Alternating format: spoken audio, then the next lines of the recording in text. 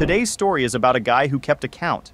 Not because he was petty, because he needed to know if what he was feeling was real. 9 rejections, 17 days, 8 weeks without his wife wanting to be close to him. And every single time he brought it up, somehow he ended up being the problem. But here's the part that actually ended the marriage. His wife didn't get upset when he finally stopped trying. She smiled, said things felt better this way, that this was how it should be. He didn't argue, he didn't beg, he just started packing. This is that story. After weeks of hearing, "Not tonight," I quit reaching out. She smiled. "See, this is how it should be." So I packed my bags. What happened after still haunts her. Me and Dana had been married 4 years when things started shifting. Not in any dramatic, obvious way. No screaming matches, no bombshell moments. It was quiet, gradual. The kind of slow drift you don't recognize until you're already deep inside it, and the shore is further away than you realized. I'm an operations coordinator at an architectural firm. Dana works as an account manager at a consulting company downtown. On paper, our setup was solid. A row house in Federal Hill, decent incomes, a routine that mostly worked. Dinner together most nights, TV on the couch, weekends running errands or checking out whatever was happening around the city. Normal married couple stuff. At least that's what I kept telling myself. It started on a Wednesday night in late September. I don't remember the exact date, but I remember the feeling like it was last week. We'd both gotten home from work around 6, made dinner together, talked about our days, watched a show, nothing unusual. Around 10:45, we headed upstairs. I wasn't planning anything dramatic. I just reached over while she was setting her alarm, touched her shoulder, kissed the back of her neck. Simple affection. The kind of thing that used to just happen naturally between us. She pulled back immediately. "Not tonight, Owen. I'm just not feeling it." I backed off right away. Of course. She settled into her pillow and was out in 15 minutes. I lay there on my side staring at the ceiling, doing math I really didn't want to be doing. That was the 4th time she'd said no in recent days. Monday, too tired. Tuesday, headache. Thursday, the week before, stressed from work. And now this. When had we last actually been close? I counted back. 6 weeks. I told myself it was just a phase. Everybody hits stretches like this. Work gets heavy, life piles up, you coast for a bit, and then you come out the other side of it. I wasn't going to be the guy who turns it into a whole thing. So I tried again the next night. We'd just finished watching a comedy, both of us laughing, relaxed. Felt like a natural moment. I leaned over, kissed her. She kissed me back for maybe 3 seconds, then pulled away. "I have an early client call tomorrow. I need real sleep tonight." Dana had client calls every single week, multiple times a week. It had never been an issue before. I said, okay, rolled over, added it to the quiet tally I was running in the back of my head without really meaning to. 5 rejections in 8 days. Saturday came around. No work the next day, no meetings to hide behind. I put in real effort that evening. Cooked a proper dinner, lit some candles, put on a playlist we both liked. We had a genuinely good night. Talked for a long time, laughed, enjoyed each other's company the way we used to. By the time we headed to bed, I actually felt optimistic about where things were going. I made my move. Gentle, affectionate, nothing aggressive about it. I ate too much. I feel bloated and uncomfortable. She'd eaten a completely normal portion, same as every night. Had seemed perfectly comfortable and relaxed through the entire dinner, laughing and talking the whole time. I told myself maybe she really was uncomfortable. Maybe I was being too sensitive. Maybe I was reading things into a situation that didn't mean what I was starting to think it meant. Except I wasn't. Tuesday, October 3rd. Quiet evening. Nothing remotely stressful about it. Got ready for bed around 10. I tried just cuddling up next to her, not making it a big thing, just seeing where it might naturally go. "Not tonight. I'm getting a headache." She didn't take anything for it. Didn't bring it up again. 20 minutes later, she was breathing peacefully, completely out. No tossing around, no sign of any pain or discomfort whatsoever. 7 rejections in less than 2 weeks. Almost 7 weeks without any real intimacy. And I was starting to see the shape of something I genuinely did not want to be looking at. Friday, October 6th. I decided to just be direct about it. Not confrontational, not emotional. Just honest. It had been over 6 weeks. That's not a normal stretch for a married couple unless both people are actually fine with it. We clearly weren't.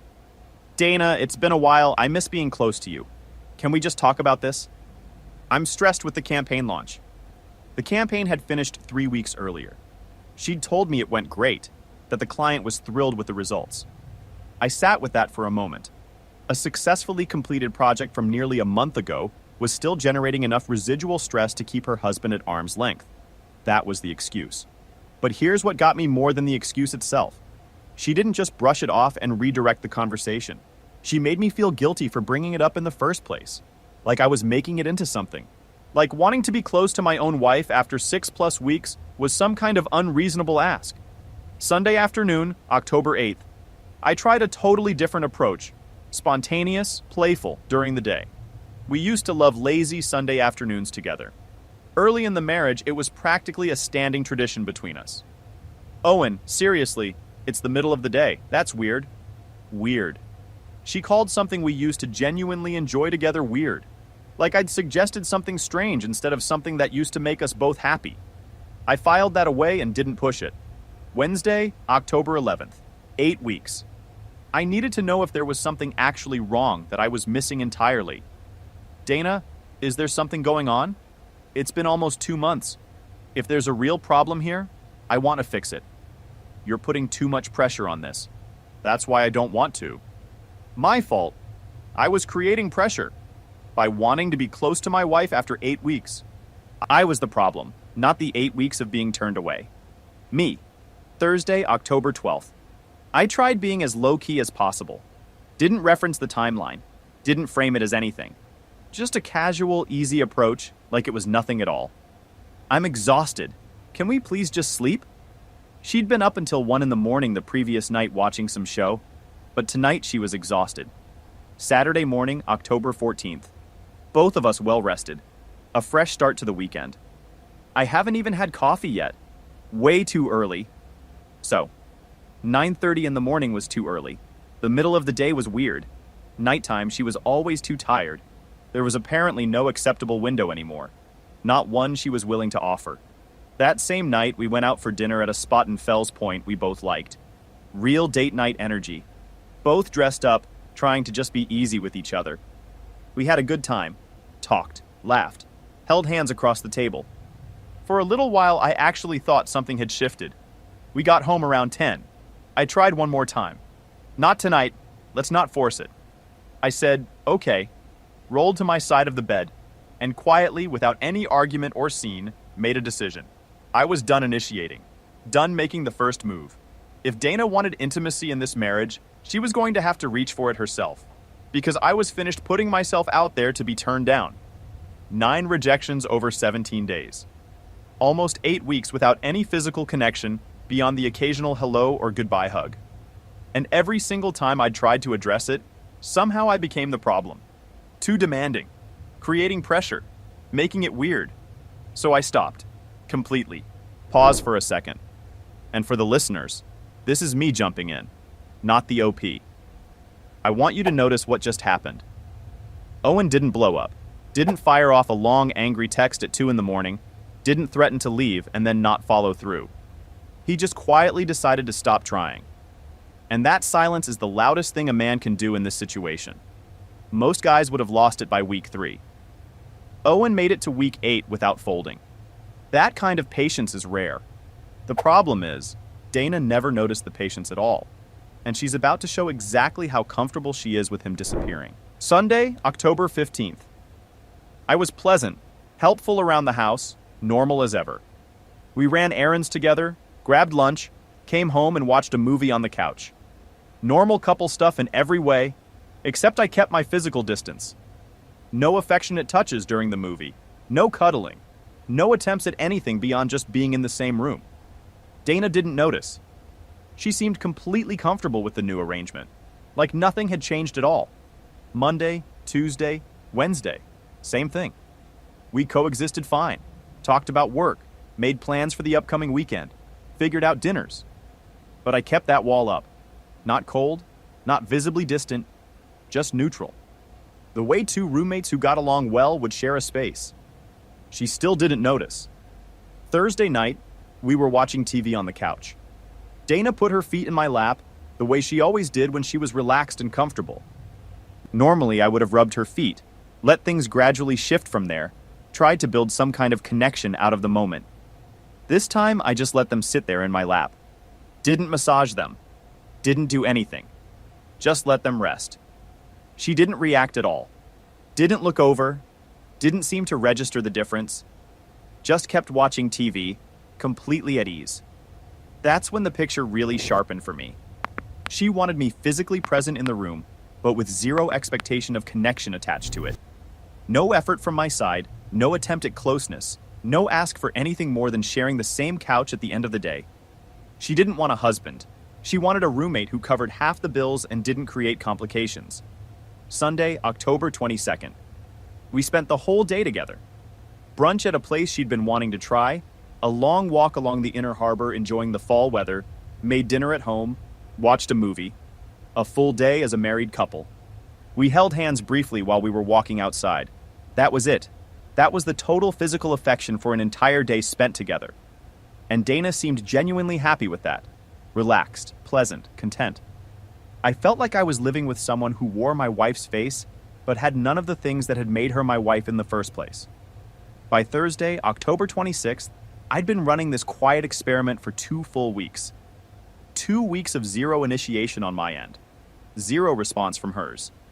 2 weeks of her not noticing or not caring that her husband had completely withdrawn emotionally.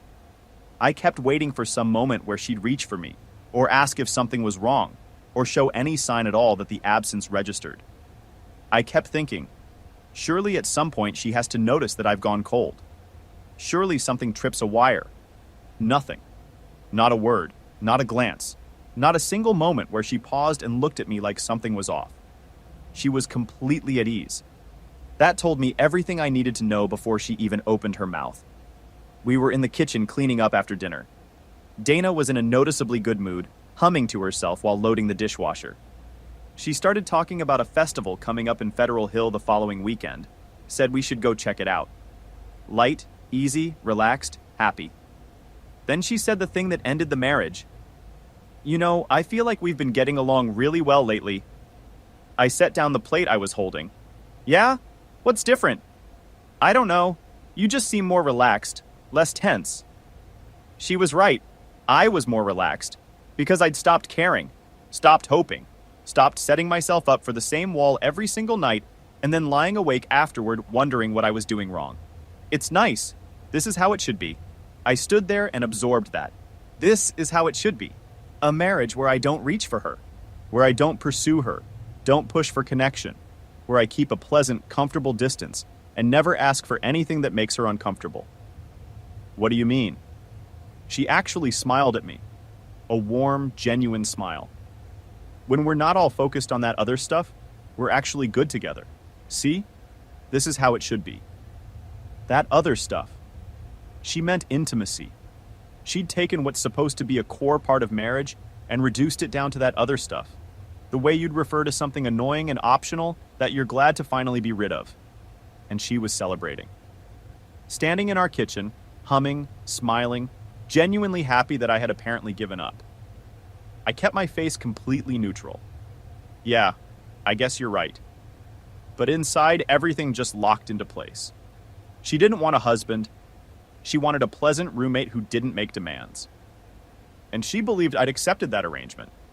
Thought I was settled into it right alongside her. She had no idea what she'd just handed me. That night, after she fell asleep, I lay in the dark and started making plans. Hold on, this is still me, not Owen. That line right there, that other stuff.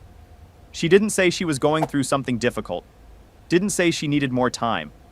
She smiled and told him that a marriage without intimacy is how it should be. That's not a rough patch. That's a verdict. And Owen heard it exactly right.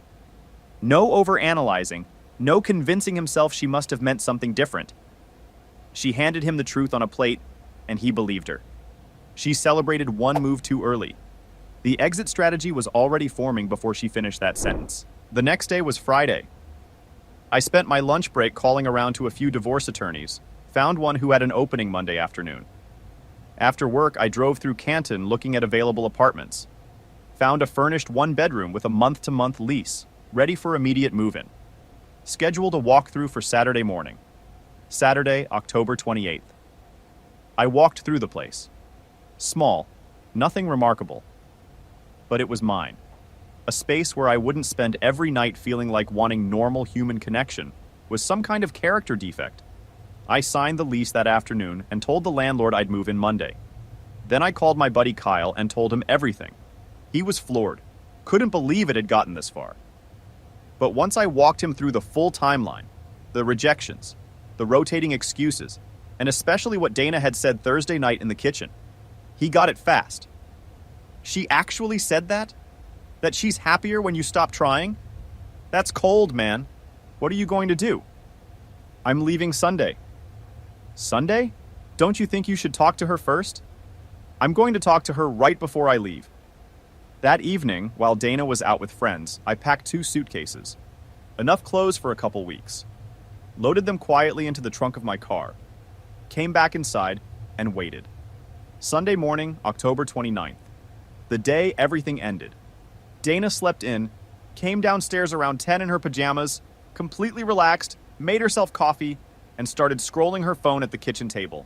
I watched her for a minute from the doorway, totally absorbed in whatever was on that screen, perfectly content in her own little world, not a hint of anything weighing on her. She looked up when I sat down across from her. Morning. Sleep well, Dana. We need to talk. She set her phone down, gave me her full attention. Okay, what's up? I'm moving out today. The confusion that crossed her face would have almost been funny if the situation wasn't what it was. She actually let out a short laugh, like she'd misheard something and was waiting for me to correct myself. What? What are you talking about? I've already found an apartment in Canton. I packed last night. I'm moving out today. Is this some kind of joke? Owen, what's going on? I told her what she'd said Thursday night in the kitchen, repeated it back exactly. She tried to walk it back immediately, said she only meant we'd been fighting less lately, that I was taking it the wrong way. I told her we hadn't been fighting because I'd given up, because I'd spent 2 full weeks not touching her, not trying, not asking for anything, and she'd responded by smiling and telling me this was the marriage she wanted. That's not what I meant. That's exactly what you meant. 2 weeks, Dana. I didn't reach for you once, and you were the happiest you'd been in months. You literally smiled and said that's how it should be. I just liked that there was no pressure. There hasn't been pressure. I was patient for 8 weeks. 9 rejections in 17 days. I counted every single one. Her face changed when I said that. You were counting? I was paying attention. There's a difference. So what? You're leaving because we haven't been intimate enough? I'm leaving because you don't want me. And you're genuinely happy about it. She kept trying to reframe what she'd said. Kept searching for the version of it that would sound different than it obviously was. When I finally asked her directly, okay, so how did you mean it then? She had nothing. Just sat there looking at me, trying to find an angle that didn't exist. That silence was all the answer I needed. You're being dramatic. Every marriage goes through phases. This isn't a phase. This is who you are. You want a roommate, not a husband. She started crying then. Real tears, not performative. Part of me registered that.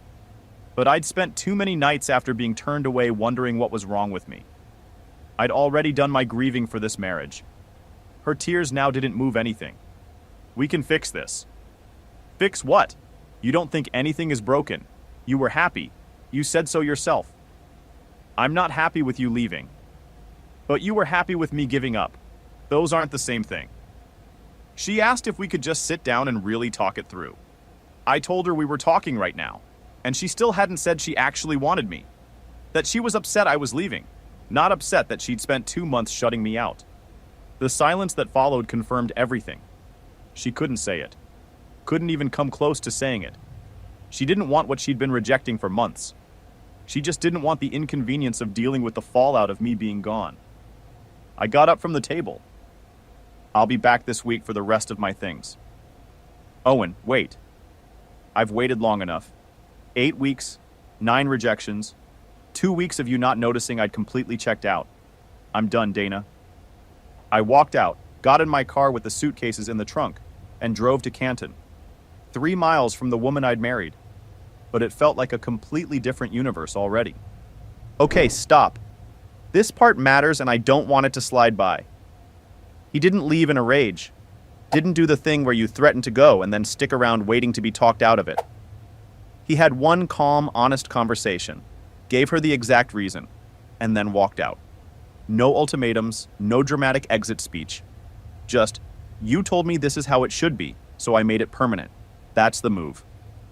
For the listeners, still me, not the OP, the exit is done. Now watch what happens when she realizes he actually meant every single word of it. Monday afternoon, I sat down with the divorce attorney. He went through the standard questions. Was I sure? Any realistic chance of things changing? I told him I was completely sure, and there was no chance at all. He walked me through the process. Straightforward case, no kids, not much to divide. Said it could be wrapped up in a few months if she didn't complicate things. Let's file today. He seemed a little caught off guard by how clear I was about it, but he drew up the paperwork and I signed everything. Said he'd reach out to Dana's attorney once she retained one. My phone had been going all morning. 7 missed calls from Dana, a stack of texts I hadn't opened. I finally sent one response. Papers are filed.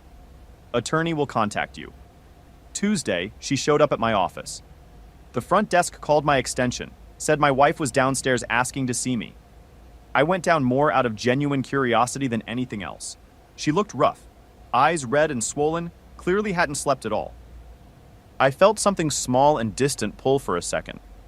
Then I thought about 9 rejections in 17 days. Remembered her smiling in the kitchen telling me this is how it should be. We need to talk about this properly. We did talk. You told me what you wanted. I'm giving you exactly that. A life where nobody pressures you for that other stuff. I never said I wanted a divorce. You said you wanted a marriage without intimacy. Same thing. She kept insisting that wasn't what she meant. Security had started watching us. Other people in the lobby were noticing. I wasn't doing this in front of my colleagues. I need to get back to work. Please don't come here again, Dana. Talk to a lawyer, sign the papers, and let's just make this as clean as possible. I walked back to the elevators and left her standing there. Felt something for maybe 30 seconds. Then I thought about putting myself out there over and over for 8 straight weeks and getting the door shut in my face every single time without a second thought. Wednesday, she sent a 2,000-word email. How stressed she'd been, how she didn't realize how bad things had gotten, how she'd work harder and be more present and show up differently if I'd just give her another shot. Promises stacked on top of more promises. I read it once. She never actually apologized for the rejections. Never acknowledged what she'd said in the kitchen that Thursday night. Never admitted to being relieved when I stopped trying. Just a long list of explanations wrapped in promises to try harder at something she clearly didn't actually want. I didn't respond. Thursday, I went back to the house to pick up more of my things. Dana was there waiting. She'd clearly spent time preparing for this. Had things she wanted to say.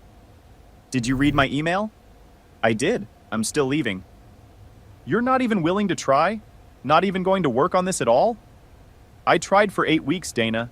You didn't notice. You didn't care. And when I stopped, you celebrated. There's nothing here to work on. She broke down then, heaving, real sobs that filled the whole house. I kept packing, methodical, steady. I'd already run out of emotional reactions to her tears. There was nothing left in that well. You've changed. This isn't who you are. I accepted reality. You should try it sometime. 3 boxes in the car. I left without a hug, without a promise to stay in touch, without anything. Just left. Friday, her attorney contacted mine. She wanted to contest the divorce, wanted some kind of reconciliation process put in place before things moved forward. My answer through the attorney, no. She texted me that afternoon. You've changed. You're being cruel. I responded one last time. I've accepted reality. You should too. Then I muted her number. Didn't block it, just muted it. Let her send whatever she needed to send. I just wouldn't see it unless I chose to go looking. Let me jump in for a second, because this detail matters. He didn't block her. He muted her. And that difference is everything. Blocking is reactive. It means she still has enough pull to make him want to cut the line. Muting is something else entirely. It's, I don't need to manage this anymore. She can talk into the void as long as she needs to. He's not angry. He's just done. And here's what nobody talks about. Going fully quiet on someone is more disorienting than any argument ever could be. Dana wanted a reaction, proof he still cared enough to be angry. He gave her nothing. Now watch what he builds. The first couple weeks in the new place were strange in a way I hadn't expected. I'd wake up in the morning and forget for a split second where I was. Then I'd remember. And instead of dread, there was just quiet relief. No lying there bracing for another rejection. No starting the day already calculating whether tonight might be different. No walking on eggshells or editing myself before I even got out of bed. Just my own space, my own pace, my own life. The first night I slept through completely without waking up at 2 in the morning. I almost didn't know what to do with that. It had been so long since rest actually felt like rest.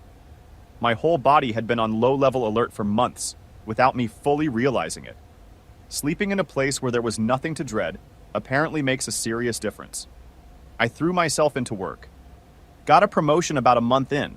Something I'd been pushing toward for a while, but hadn't had the mental bandwidth to actually close while I was stuck in survival mode at home.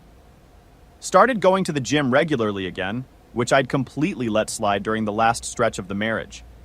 Reconnected with guys I'd fallen out of touch with. Started enjoying my actual life again instead of running a constant internal audit on everything I was apparently doing wrong.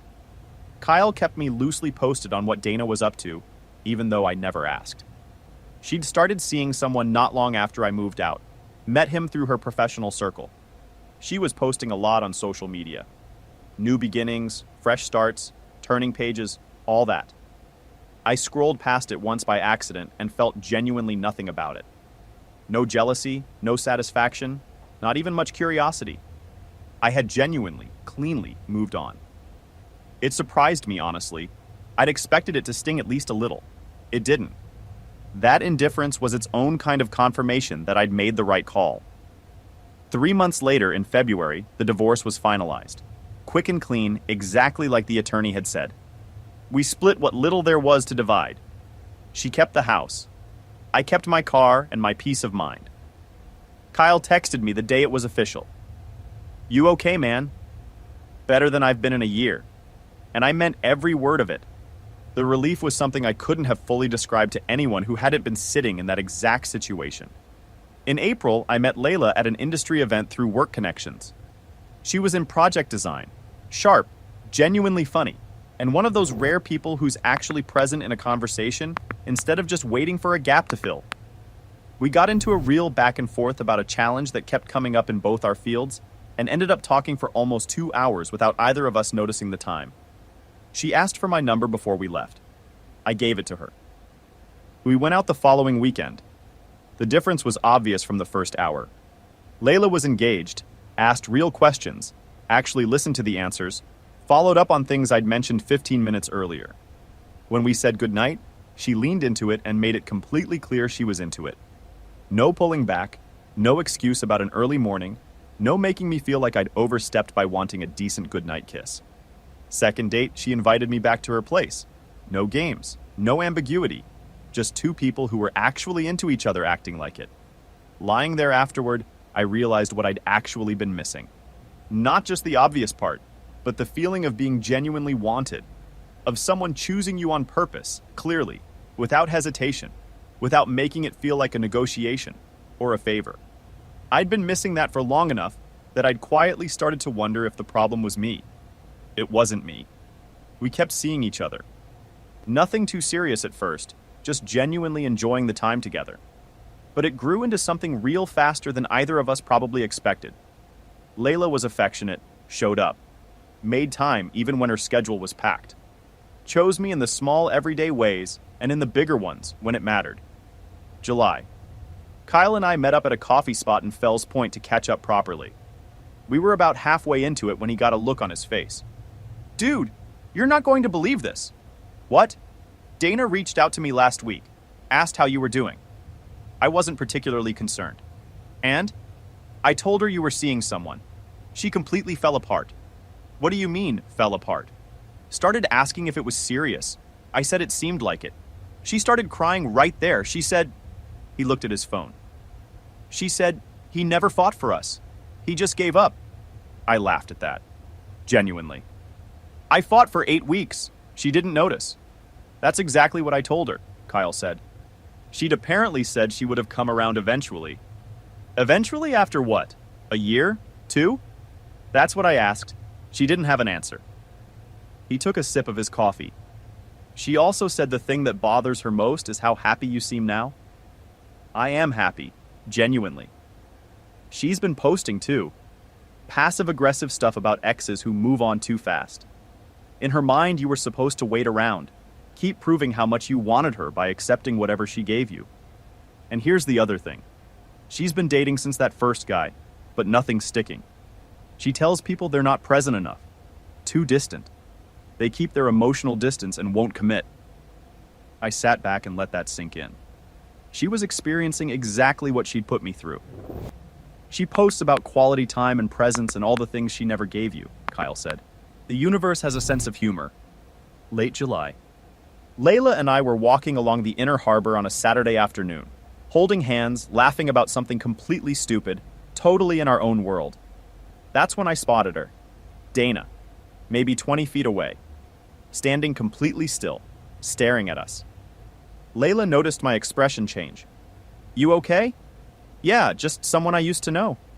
Dana walked over before I could redirect us. I could have avoided the whole thing easily enough, but I had nothing to hide and nothing to be ashamed of. I hadn't done anything wrong. I kept my voice completely easy. Dana. She managed a hello, looked between Layla and me, clearly not prepared for this version of things at all. I kept it simple. Layla, this is Dana, my ex-wife. Dana, this is Layla. I watched the color go out of Dana's face. She hadn't expected this. Hadn't expected to see me looking this settled, this at ease with someone standing right next to me who obviously wanted to be there. Layla, who had absolutely no idea who Dana was, gave a genuine, warm hello. We stood there for a moment that got uncomfortable fast. I could see Dana taking it all in, the way Layla and I stood close, the easy comfort between us, the thing that she and I had never actually managed together. Not in the last year of our marriage, anyway. Well, we should get going. Take care of yourself, Dana. I guided Layla away, felt Dana's eyes on our backs as we walked. Layla waited until we were well clear. That was your ex-wife? Yeah. She seemed upset. Not my problem anymore. Fair enough. A short pause. You okay? I stopped, turned to face her, took both her hands. I'm better than okay. I'm exactly where I'm supposed to be. She kissed me right there on the walkway, chose me again in that simple, easy moment, without a second of hesitation. Final update. About a week later, Kyle texted and said Dana had sent me something recently. Suggested I might want to go check it. I'd been ignoring that muted thread for months. Probably 60 or 70 unread messages sitting in there by that point. I opened it up and scrolled to the most recent one. I understand now. I'm sorry. I sat with that for a long time. Thought about responding with everything I'd been sitting on for months, laying out exactly what that whole stretch had cost me.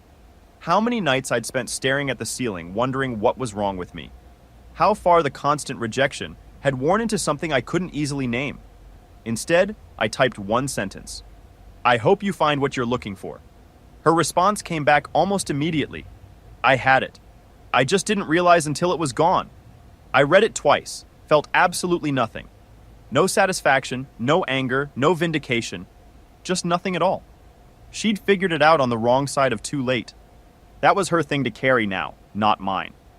I didn't respond, blocked the number and deleted the entire thread. Closed that chapter for good. Dana wanted a marriage where I stopped reaching for her, where I didn't pursue her, didn't ask for closeness, where I maintained a comfortable, friendly distance and never made anything feel like pressure. I gave her exactly that, my complete and total absence.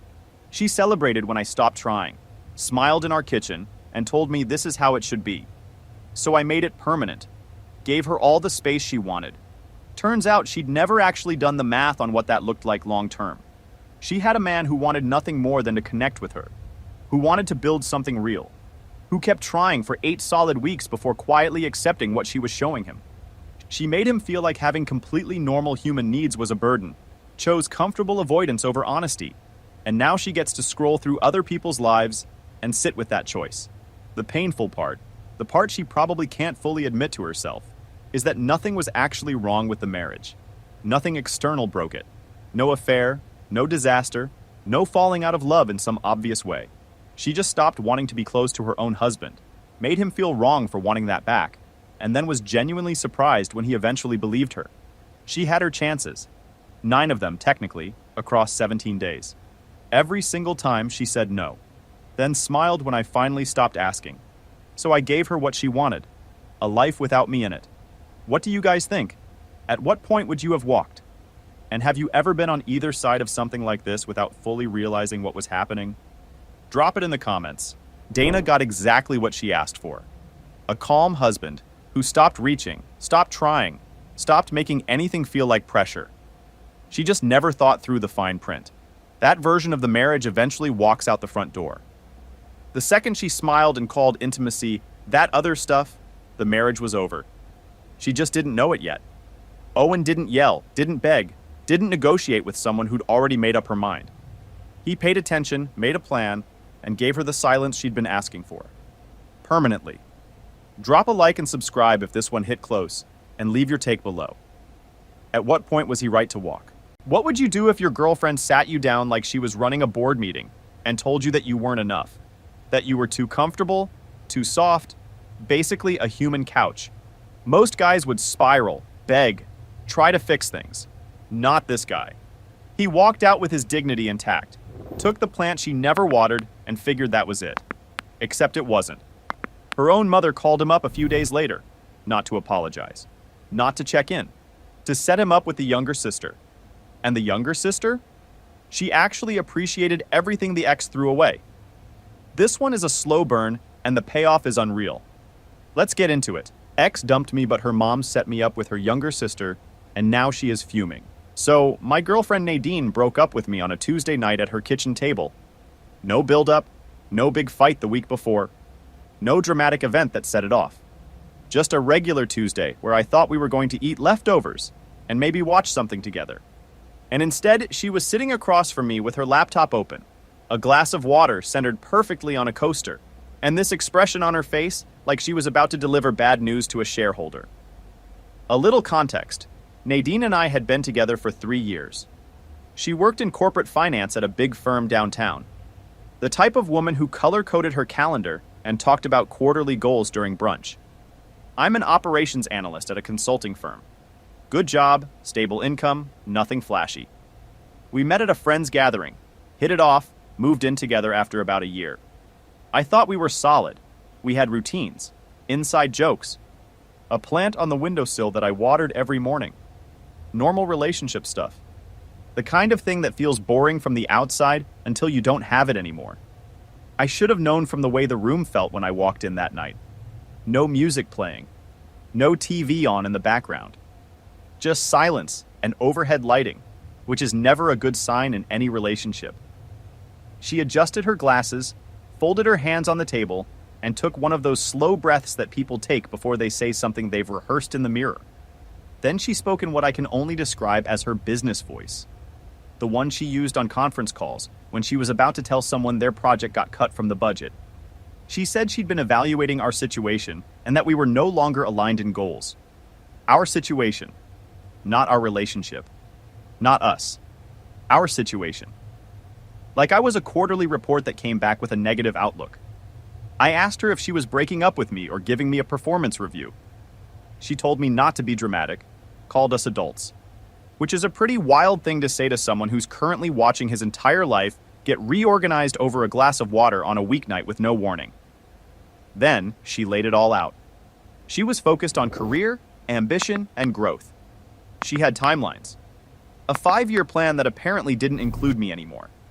When she got to the part about what I brought to the table, she did this vague little wave at my whole body, my whole existence, and landed on the word comfort. She said it like she was reading a diagnosis, like I had a condition. She said I was comfy, cozy, like a couch. 3 years together, and my exit review compared me to living room furniture. I sat there and let her finish because what else was I supposed to do? She said I was a good guy, but not enough. That she needed someone who pushed her harder, someone who matched her drive and made her feel challenged. She said it calmly, like she was explaining a business decision that just made sense on paper. I wanted to bring up a few things, like how I spent an entire Saturday assembling her wardrobe by hand while she watched reality TV and worked through a family-sized bag of chips without offering to help once. Like how the guy from her office had been calling her past midnight for weeks, and every single time I brought it up, she flinched for half a second and then said it wasn't relevant. That micro-flinch told me everything I needed to know, but I never pushed it because I trusted her. My mistake. But I didn't say any of that. Because when someone's already decided you're not enough, arguing just makes you look desperate. And whatever else I am, I'm not that. I sat there looking at the shared plants on the windowsill, the mugs we picked out together at a flea market 2 years ago, the blanket on the couch that she always stole and I never complained about. 3 years. 3 years of showing up, being steady, doing the boring stuff that actually holds a relationship together. And this was the summary. Not aligned. Too soft. Not enough. She closed her laptop like she was wrapping up a meeting. Stood up. Told me I'd be fine because I was nice. Said someone softer would appreciate me one day. Like that was supposed to help. Like nice was a consolation prize she was handing me on the way out. I grabbed my jacket, took the little plant we'd been growing on the windowsill, because I was the only one who ever watered it. She never touched it once in 3 years. Didn't slam the door. Didn't raise my voice. Didn't give her the satisfaction of seeing me crack. Just left. Walked home in a fog. The streets felt different. Longer somehow. I kept thinking about 3 years of small moments. All the times I made her laugh and she looked at me like I was the best thing in the room. All the mornings I woke up before her and made the coffee just the way she liked it. All the nights I rubbed her shoulders after bad days at work and never once asked for credit. None of that mattered now. It was all filed under comfort, which apparently was the lowest tier on her value chart. Put the plant on my kitchen table and sat across from it like it owed me an explanation. Checked my phone. No apology text. No, are you okay? Just a notification from my banking app letting me know I'd paid for her streaming subscription 2 days ago. Incredible. The universe really just twists the knife sometimes. 3 days went by and I was a wreck.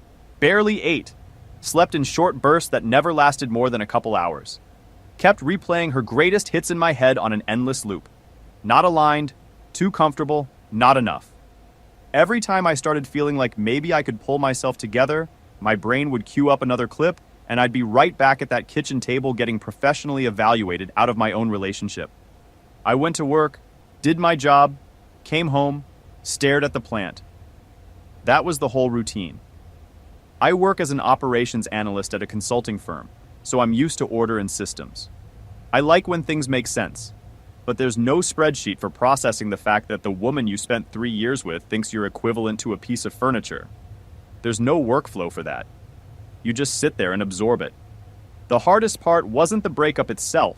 It was the quiet afterwards, coming home to an apartment that suddenly felt twice as big, opening the fridge and seeing food for one, reaching for my phone to text her something funny I saw, and then remembering I wasn't supposed to do that anymore. Those little moments piled up faster than the big ones. Then on day 3, my phone rang. Unknown number. I almost let it ring out because it was probably spam or a recruiter for something I didn't apply for. But I picked up anyway because honestly, what else did I have going on? It was Nadine's mom. I need to give you some background on this woman. Over 3 years of dating Nadine, her mom had basically adopted me into the family. Every single time I walked through that front door, she had food in my hands within 60 seconds. She scolded me for apologizing too much. She told me to eat more at least twice per visit. She once called me her almost son in front of the whole family at a dinner, and I choked on my food so hard someone had to pat my back. She didn't ask how I was doing. She asked if I'd eaten. I said I'd had coffee. She said coffee wasn't food. I could hear the disappointment through the phone. Then she told me to come to dinner. 6 o'clock. Tonight. No discussion. I tried to explain that it was probably a bad idea to show up at the family house of the woman who just dumped me, that it would be awkward, that maybe we should all just move on. She didn't even let me finish. She said I'd sat at her table for 3 years and she wasn't the one who divorced me. Told me not to argue. Hung up. I looked at the plant, told it I'd just been summoned by the scariest woman I've ever known. The plant offered no guidance. Part of me wanted to ignore it.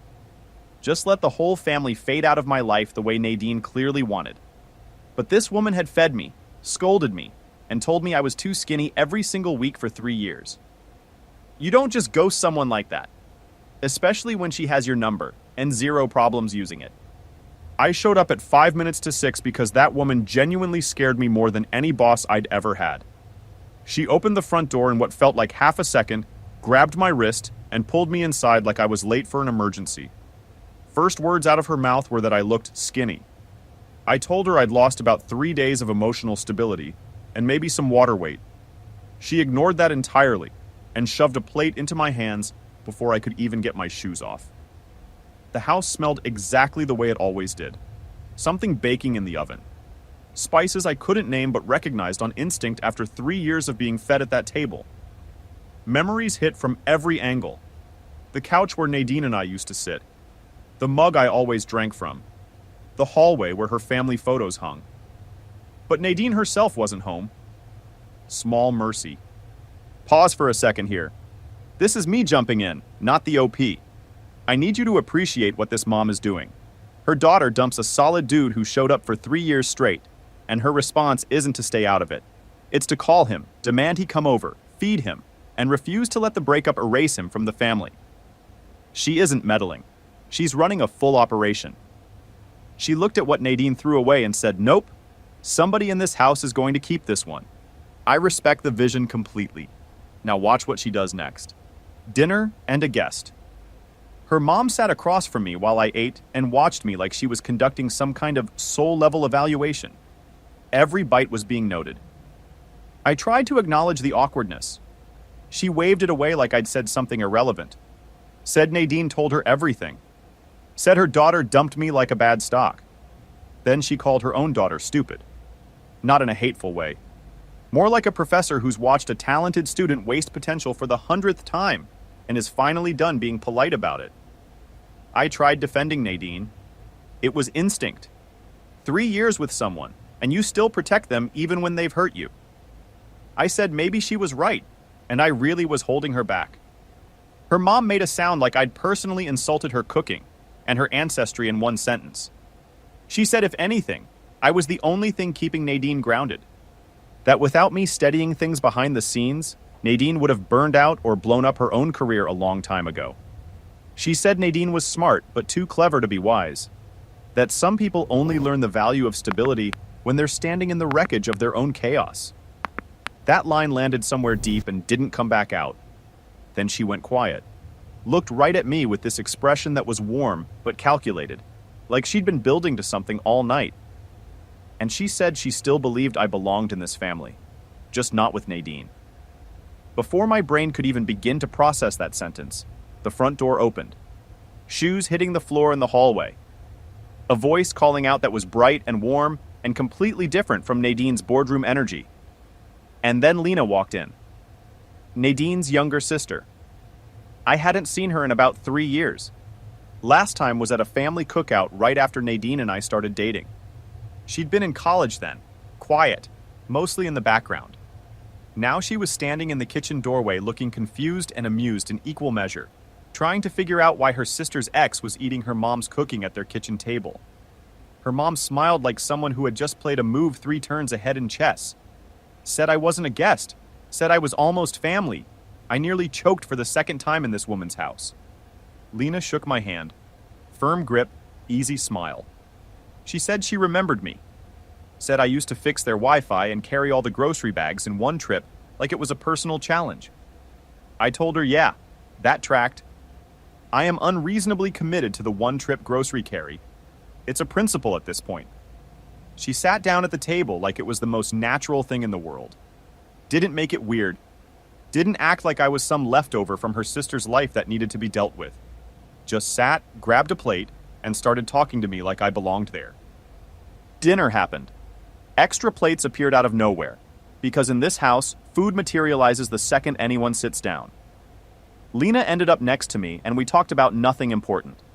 She was in her last year of graduate school, studying organizational psychology at a university a few hours away, but home for the break. She talked about it the same way she talked about everything, with this warmth that made even boring topics feel interesting. Her mom watched us the entire time like she'd just pressed play on her favorite movie and was waiting for the good part. At one point, Lena leaned over and whispered that it felt like a date she didn't agree to. I whispered back that her mom was probably arranging marriages. She nodded, like that was a completely reasonable conclusion, given the evidence. Then her mom stood up, announced she forgot something in the garden, and walked outside. Lena said they didn't have a garden. Her mom ignored that entirely and went to sit in a plastic chair next to one sad bush in the yard. She pulled out her phone and started scrolling like she was on vacation. Door closed behind her. We sat there in the sudden quiet. Lena muttered that her mom was clearly leaving us alone on purpose. Said she did this anytime she wanted two people to talk without her interference, except she was sitting 12 feet away behind a glass door, which was barely interference-free. I said the whole dinner was probably a pity invite. She squinted at me and said that was wrong. Dead wrong. She said her mom had called me the night she found out about the breakup. Not a week later. Not when it was convenient. That night. And the first thing she said to Lena was that Nadine had lost the best person in the family. She said I was the favorite almost son. That I ranked higher than every single guy either daughter had ever brought home. And that included 3 of Nadine's exes and 2 of Lena's. I genuinely did not know how to respond to that. My mouth opened and nothing useful came out. Lena laughed, said I didn't have to say anything, said she just wanted me to know that one person's opinion of me didn't represent the full picture, that Nadine saw the world through a very specific lens, and it wasn't the only one that mattered. Hold on. Let me jump in here. I love how Lena handles this whole thing. She's not flirting. She's not playing some angle. She's just being warm and honest and letting this dude know he was way more valued than Nadine ever told him. That line about ranking higher than every boyfriend in the family history? That's the mom's entire endorsement delivered through the back channel. And Lena drops it casually, like it's just a fact. This is where things start shifting for the OP, and he doesn't even fully realize it yet. Pay attention. The crack in the wall. She asked me how I was really doing. I gave her the default fine. She raised an eyebrow and said it was okay to not be fine. Something about the way she said it, direct and calm, no judgment at all, cracked through whatever I had built up. I told her I felt stupid. She asked why. I told her because Nadine said I wasn't enough. Lena made this noise somewhere between a laugh and a growl. She said that was Nadine's trademark breakup line, that she used it on everyone. She said Nadine told her college boyfriend he was a bottleneck to her personal evolution. Those words exactly. I said it felt like getting dumped through a LinkedIn status update. She said yeah, that was basically Nadine's entire brand. Then she got a little more serious. Leaned forward and said, Nadine didn't understand comfort. That warmth, softness, and genuine affection made Nadine feel like she was losing her edge. That Nadine saw love as friction and calmness as weakness. She said her sister had always been like that. Even as kids, Nadine treated every relationship like a competition. Friendships, school, dating. Everything had to be moving, escalating, challenging. The second something felt stable, Nadine got restless and convinced herself she was settling. Then Lena paused and said she was the opposite. That she valued comfort. That she thought it was a strength, not something to be embarrassed about. She said the older she got, the more she realized that the people who make you feel at ease are the rare ones, not the ones who keep you on edge. I laughed for real. First genuine laugh in 3 days. Her whole face lit up. She said she knew I could still do it. Something shifted in that moment. Tiny. Quiet. But real. Like a door opening somewhere that I didn't even know existed. The back door opened and her mom came back in, asking if we were still sitting together like she hadn't planned the entire thing down to the minute. She immediately started asking me if I was seeing anyone. Lena made a sound of pure horror. Her mom said it was just a question. Lena said it was an interrogation. Her mom shrugged and said she was just exploring the possibilities. Lena looked at me with an expression that said, I'm sorry. She's always like this, and I just smiled because, honestly, It was the most wanted I'd felt in weeks. Over the next couple weeks, I kept ending up back at that house. It was never forced. Her mom would text me to come pick up leftovers. Lena would send me a random article she thought was funny with a, "You'd appreciate this" attached. The dish thing happened too. Her mom gave me a ceramic plate and said, "Return it sometime." If you think that was anything other than a calculated move to get me back through that front door, you don't understand this woman at all. So I went back, plate in hand, heart doing things I wasn't ready to acknowledge. Lena opened the door and smiled like I'd just made her entire day better by showing up. Her mom appeared from around a corner, shoved a laundry basket into my arms, and told me and Lena to go hang clothes in the backyard. When Lena asked why they both needed to do it, her mom said bonding and locked the door behind us. Physically locked it. The backyard was the same as before. One bush, one chair, one clothesline. Still no basil, despite her mom claiming she'd been out checking on it during the first dinner. Lena and I started hanging laundry and just talked. It was easy. That was the thing I kept noticing. Conversation with Lena didn't require effort. It just flowed. No performing, no trying to sound interesting. Just two people standing in a yard hanging sheets and saying whatever came to mind. She asked what I'd been doing since the breakup. I said mostly overthinking every decision I'd made in the last 3 years and wondering where it went wrong. She said that sounded exhausting and was probably doing me zero good. Said I needed breaks, ice cream breaks, movie breaks, talking to actual humans breaks. She said isolation was the worst possible response to rejection, and that the best thing I could do was keep showing up around people who reminded me that I wasn't the problem. I asked her if she knew anyone who could help with that. She looked right at me, held it for a beat longer than necessary, smirked and said maybe. Wind caught a bedsheet and whipped it across my face like some kind of slapstick punishment from the universe. I stumbled backward and ran straight into her. She caught me, one hand flat on my chest, one on my shoulder. We were standing way too close for two people doing household chores. Neither of us moved. She asked if I was okay. I said, "Yep," in a voice that had somehow jumped 3 octaves above normal. She laughed, soft and close, and said I was adorable. My brain submitted a formal request to shut down. We stood there for probably 3 seconds too long before she stepped back and pretended to be interested in a pillowcase.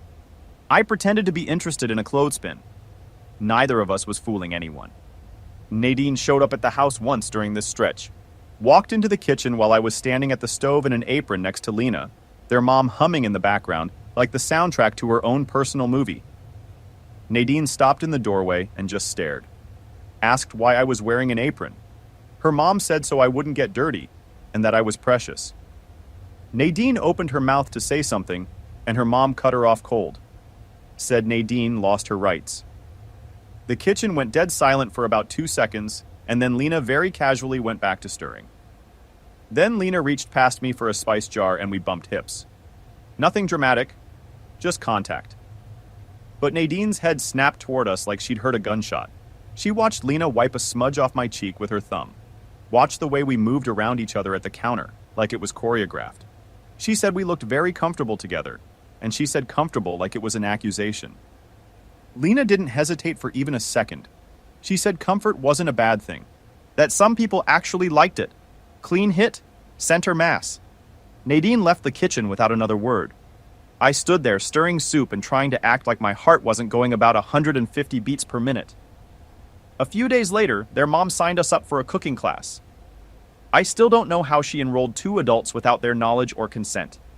She just texted both of us the time and location and said have fun like it was already decided. Which, knowing her, it was. I showed up and Lena was already there, standing outside the building looking equal parts amused and embarrassed. She told me her mom had also bought her a new apron for the occasion. We walked in together and the instructor took one look at us, smiled, and said we looked like a cute couple. We both froze. Stammered through some version of, "We're not actually together." The instructor winked, paired us at the same station anyway, and moved on. The class was supposed to be about dumplings. What it actually became was an hour of Lena being close to me, in ways that made it really difficult to focus on cooking.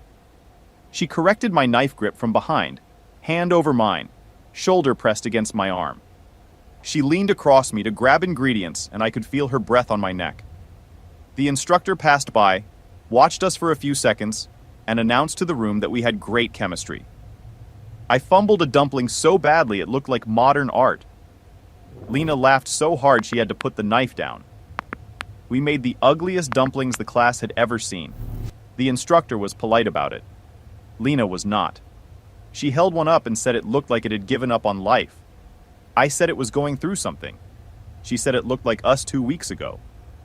And then we both laughed, and I realized I hadn't thought about Nadine's breakup speech in hours. That was the first time since the kitchen table that my brain actually gave me a break. And it was because of Lena. I didn't have to force it. She just made the noise stop. After class, we walked outside into the evening air. The street was quiet. She stopped under a streetlight and turned to face me with an expression I hadn't seen before. Serious. Open. She told me she didn't come just because of her mom. She wanted to. Her hand brushed against mine. She said something was happening between us, and maybe next time we should actually talk about it instead of dancing around it. I said yes about 4 times faster than any normal person would. She laughed, blushed, and said, "Okay, next time." "Okay, stop. This is me again. Can we talk about the contrast here?" Nadine sat him down under fluorescent kitchen lighting and told him he was a couch. Lena is standing with him under a streetlight after a cooking class they didn't even sign up for, telling him she feels something real. Same guy, same personality. One woman saw a limitation. The other one sees exactly what she's been looking for. He didn't change a thing about himself. He just ended up next to someone with better vision. Now here comes the part you've been waiting for. The rooftop. Next day, she texted me an address. It was the same rooftop spot she'd told me about weeks ago. A hidden garden above one of the buildings in her neighborhood. String lights strung between poles. Mismatched chairs that didn't belong together, but somehow worked. A small fountain trickling in the corner. Herbs growing in clay pots along the railing. It felt like someone's secret. She said it was her favorite place in the city. She came here when she needed to sort through her thoughts. She was already sitting there when I arrived. Wind moving through her hair, hands in her lap, eyes warm but focused, like she'd been rehearsing something and wasn't sure if she'd get it right. She didn't do small talk, didn't ease into it. Just looked at me and started. She said she didn't mean to like me, that she wasn't planning on it, and it caught her completely off guard. She said when she first saw me again at that dinner, she figured I was just her sister's ex passing through. Someone she'd be polite to and then forget about. But then I kept showing up, kept being kind, kept making her laugh, kept treating her mom with the kind of respect that most guys stop bothering with after the first visit. She said it just happened, that I was patient in a way that didn't feel forced, that I never made her feel small or like she had to perform to earn my attention. She stepped closer and told me that when she was around me, she felt warm, safe, like she could just exist without trying to prove anything to anyone. She said she liked that feeling more than she expected. She said she liked me. I told her I liked her too. Simple and honest, and for once in my life, I didn't overthink the words before they came out. I just said it. Her whole face changed. Relief washed over her like something heavy she'd been carrying finally got set down. She smiled wide, a little unsteady, a little overwhelmed. Said she'd wanted to tell me that for longer than she should probably admit. We stepped closer. She asked if she could kiss me. I answered by closing the gap myself. Hands on her waist, her fingers gripping the front of my shirt. The city noise fading into background static. For the first time in months, my brain went completely silent. No replay of Nadine's voice, no loop of not enough. No analyzing what I did wrong or what I should have said different. Just quiet. Just her. Just someone who chose me on purpose, knowing exactly who I was and wanting that anyway. We had maybe 10 seconds of peace after that kiss before the rooftop door swung open. I heard it before I saw it. The click of the handle, the creak of old hinges. Lena and I pulled apart just as Nadine stepped out into the evening air, carrying grocery bags and taking the rooftop shortcut she apparently used to get home. Because of course she did. Of course the one private moment we had was going to get interrupted by the one person who shouldn't have been there. She stopped walking, set the bags down slowly, looked at me, looked at Lena, looked at the total absence of space between us, and the way my hand was still on Lena's waist. She said one word. Interesting. Not angry. Not surprised. Just that one clinical word hanging in the air, like a judge reading a verdict. Lena told her to stop showing up like a ghost every time something good was happening. Nadine said she was just passing through, which was technically true, but felt like a stretch. Then she looked back and forth between us and said, "Friends don't look at each other like that." She wasn't wrong.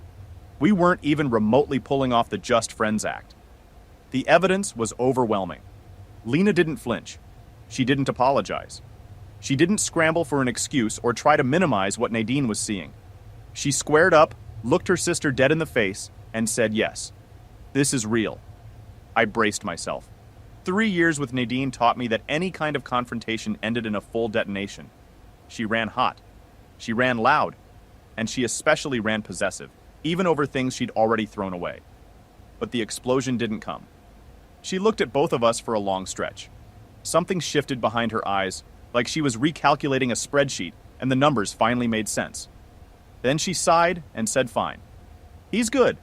You're you. It makes sense." Lena asked if she was mad. Nadine said she wasn't mad, just annoyed that we were clearly having more fun than her. And then she said something I didn't expect. She said I looked happier than she'd seen me in a long time, and she left it at that. Didn't apologize. Didn't take back what she said. But for Nadine, acknowledging someone else's happiness without making it about herself was basically a standing ovation. That's about as close to a blessing as she's ever given anyone. Then from the stairwell, their mom appeared. Phone held up in the air, filming the whole thing like she was producing a nature documentary about love in the wild.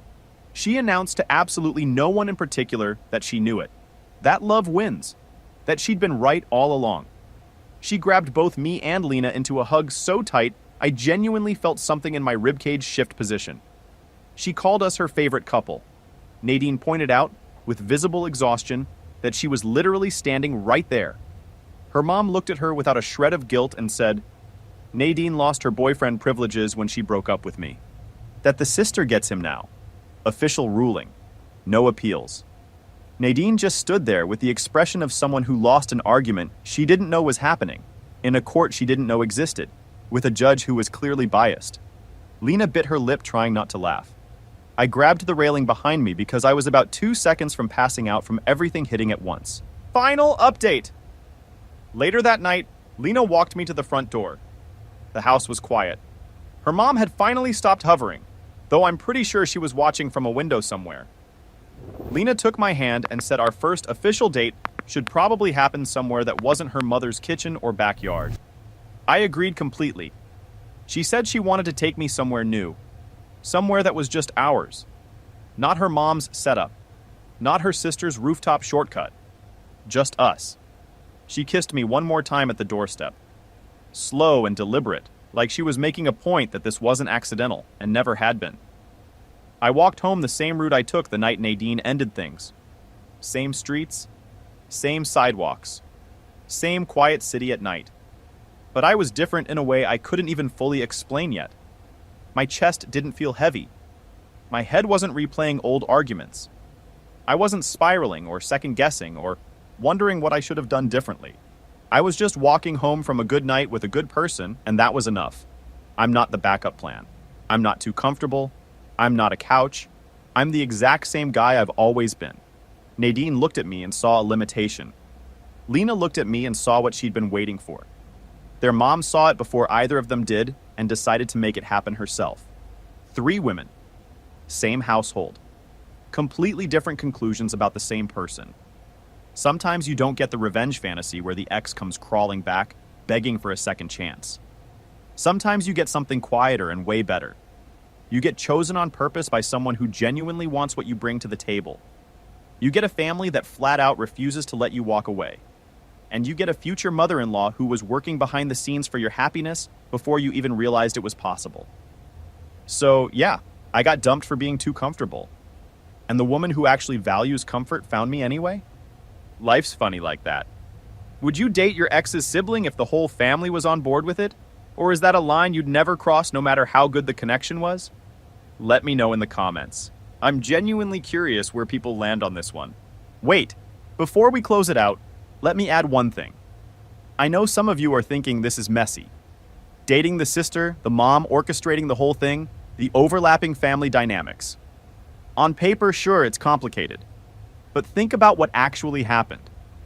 He didn't chase Nadine, didn't beg, didn't try to win her back or make her jealous. He accepted the situation with dignity, kept being himself, and someone better noticed. Sometimes the greatest thing you can do when someone says you're not enough is to simply exist around people who already know you are. That's the whole lesson right there.